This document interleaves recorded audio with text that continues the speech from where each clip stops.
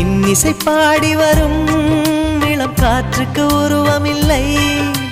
காற்றலை இல்லை என்றால் ஒரு பாட்டொலி கேட்பதில்லை.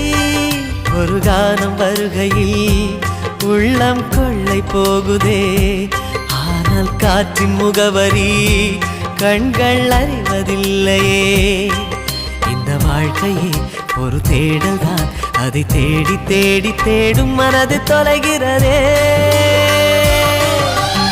இன்னிசை பாடி வரும் இளம் காற்றுக்கு உருவமில்லை. காற்றலை இல்லை என்றால் ஒரு பாட்டொலி கேட்பதில்லை.